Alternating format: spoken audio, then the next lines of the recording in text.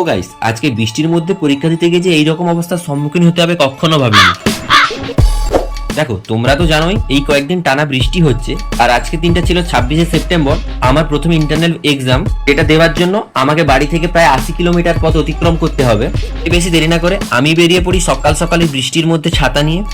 যাই হোক, এরপরে বাস থেকে নেমে হাঁটতে হাঁটতে আমি যাচ্ছিলাম আমার কলেজের দিকে। যাই হোক, এরপরে আমি চলে আসি একদম কলেজের মধ্যে, আর এখানে এসে দেখি সবাই গ্রুপ স্টাডি করছি, বাট হাম লোক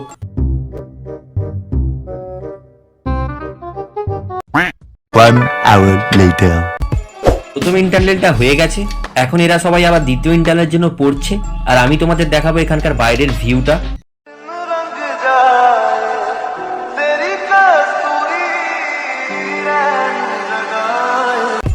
আজকের মতো আমাদের এক্সামটাও শেষ, এখন আমি বাড়ি যাচ্ছি। আজকের ব্লগ এতটুকুই।